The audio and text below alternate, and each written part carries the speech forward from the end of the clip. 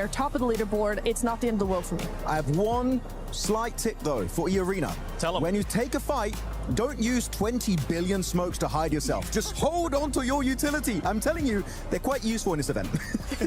You're not wrong. They've done it so many times, dude. Thanks, Max, It's a team. for bringing that. Yeah, it's like 11 smokes all over the place. They're just going... They're not going to be able to see us.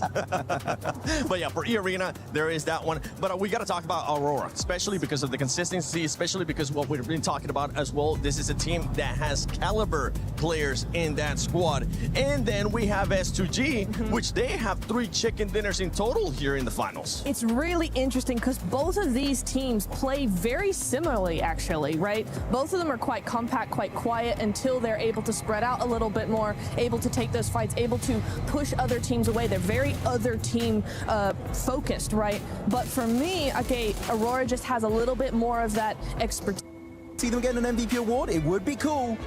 But I feel like the trophy and a $500,000 prize pool would be huge to get 7. It would be, and I think for his legacy, for his career, as well as where he's probably getting towards the later end of his career, this would be the perfect time for him to end up winning a global championship, especially the way that he was able to perform last year. He'll be able to pick it up, and I just want to see Aurora pop off. I want to see what would happen when all those teams pop off. Other teams that are going to be popping off and that are going to be looking to actually perform here are going to be Ulf and Furia. Furia, they need to start seeing that aggressiveness again, because that was the best time, and stay away from driving around. Drive-bys, no. They love using the cars in these finishes, especially Ayala. Gonna calm it down, especially when pushing onto E-Arena in that open finish outside of Yasnaya Lake. But we had so many great moments that really stood out for Furia and also Ulf, right? The Wolf pack and also the Jaguar pack were also looking really strong at this moment.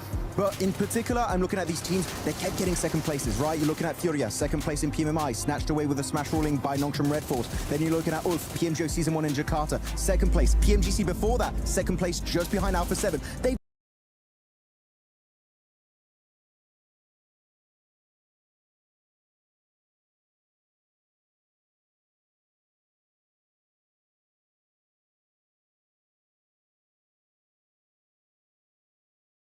but then that's not a thing anymore, because they ended up winning. And now they just exactly. Oh, no. I'm very intrigued to see both of these teams here. Just to add to your point, Max, is for looking how both of these teams play, Furia is very methodical, very calculated, so that kind of feels like they're a little bit slow, but they're very proactive. They will make a fight happen, whereas Ulf, they're more reactive. And so when you come to those two different strategies, it's kind of going to be really interesting to see, you know, as the smash comes in, as that pressure comes in, who's actually going to benefit from that. Yeah, one person that it's currently not with us, but I know that they definitely want to talk about Furia, especially with their driver license, is none other than Lace. Lace, I don't know where you're currently at, so let's see if she's going to give the driver license back to Furia or just give it away. Look, this is what we're going to discuss. Kalaris, Jackie, and Lace here. Obviously, we have our teams that are leading the pack, the E-Arenas, Aurora, Nongshim. But we are going to talk about Rondo, specifically the map coming up, along with our middle pack teams. And one of these teams, Kalaris, for Thrives, our PMWC champions at 77 points. What are their expectations today, especially going into Rondo? I think they've got to make some adjustments, to say the least. Obviously, our first day, second day for Thrives, they were looking a bit of a shadow of their former selves compared to what we saw in the group stage. They looked a bit more opportunistic there, as well as able to allow Falak's gunplay to really kind of flex out against some of these teams. So I need to see them just almost take a few more risks, but just kind of find themselves like a bit more forcefully moving into some of these circles, as opposed to sitting on the edge meekly and not really kind of doing much. And Rondo's the map to take risks, right? Yeah. We expect this is where you will gather most of those eliminations. And obviously, you know, they got to chat a little bit about Furia, but Jackie, I want to pick your brain about Furia, because we all know how I feel in their drive-by special, but this is a team that sort of can maximize eliminations, and they are at 74 points. What do you think expectations lie on Furia coming into this? I think they know domestically how to approach Smash rules. They're going to be playing a little bit more aggressive here. They're going to basically come into this one with the mindset of we need big games, right? Not only do you need to go into it with the mindset of we need 11 to 14 elims in this game, that's the kind kind of safety net. Anything above that's a blessing, James. But you've got to target teams above you as well. Realistically, break their legs on the way if you have to stop them getting into a safe position in Smash. This is the crazy thing about those kind of mid-pack teams, is that I think they're going to need a little bit of divine intervention from elsewhere to be able to catch up, and then they probably need themselves 2 wins along the way, whilst also figuring out the fact that somebody could quite easily finish it before those 2 wins even come their way as well. So there is some of that does come in. For Furia, they've been on the absolute the other end of this, losing out PMMI to Nongshim Red Force that were able to smash, despite Furia having more points than them at the end. So for Furia, they don't want that to be occurring again. They don't. I like the way that you said that. Let's just hope the top teams kind of fall out, giving these middle pack teams an absolute opportunity and chance to do so. But of course, we're going to have to wait and see. But 7, I am going to bestow the driver's license back to Furia so they can do the absolute craziness it is Rondo in this map. Okay, I like it. I like it. Let's see what kind of craziness we're going to be getting here in Rondo coming up. But I know with everything going on here at EWC 26, there's a lot of movement happening within the Club Championship. So, Glitter, what's currently going on with the Club Championship? To get through, so let's dive into it. We have had so much going on here in our championship weekend, and right now 2 grand finals have officially completed. Yesterday over in chess, it was Magnus Carlsen who was able to take home the title when he faced off against Dennis Lazovic. That of course means that Liquid got the 1,000 points when it comes to the club championship, and AGAL were managing to get that 750 points that were already accounted for last time we spoke. But that wasn't the only grand finals that happened. We then moved on over to the Lenovo Legion Gauntlet, where we had Rainbow Six Siege finishing their grand finals as well. That was a massive face-off between 2 Brazilian orgs in Furia and FaZe, and at the end of the day, it was FaZe who was able to take home the win despite all of the support from the Furia fans in the crowd. Both of those squads are also in the club championship as well, so some points on the board for them. But now we're focusing on what we've got going on here today, because we have 2 more grand finals that will be ending today. One of them will be in Rocket League. Now, they still have to determine which teams will make their way through to their grand finals, as they'll be starting off with their semifinals matches here today. And these are going to be some big ones when it comes to the club championship side of things, because on the top side of the bracket, we have KC versus Falcons, and we know how everyone is keeping their eyes on Falcons to see what they're able to do with the points. Then on the bottom side of the bracket, we have SSG and NIP. So it's going to be an action-packed day from Rocket League as well. But Seven, I'm going to send it back on over to you so we can get into what we have going on in PUBG Mobile today. Shout out to the amazing Glitter Explosion, getting all those updates, running around to every single stage, and just keeping us updated with what's going on within that club championship ranking.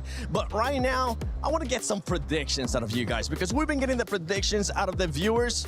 Max, which is the team that's going to be eliminated first in Rondo? Oh, I thought we wanted like a pick of who's going to win. Eliminated first, Aurora. It seems like something they would do. That's crazy. That's wild. No. For you, I'm going to switch it up. Oh. Hold on a second. Slow down. All right. Which team is going to be winning Rondo? Which team is going to be winning Rondo? 4 Thrives. Yes! Do it. It ain't happening. Sorry, guys. Dang. Don't listen to him. Oh, no. Hold on. That might be a good thing, because they might be able to just reverse that curse. And it could be a blessing here for Porte. Ladies and gentlemen, we've been talking enough. We've been waiting for PMWC at EWC 26, the final day.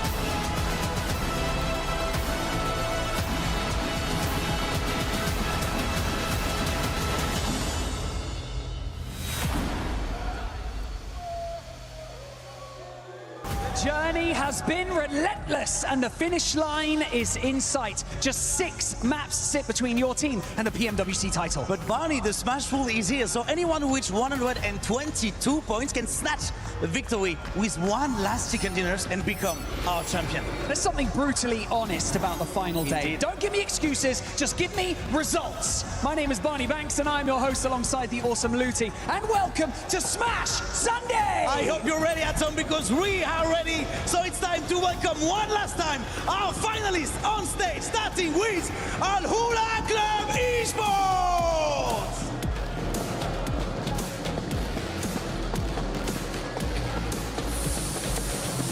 Orangutan!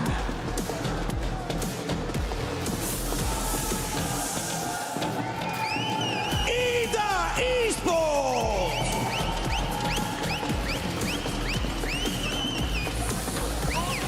Team Vitality!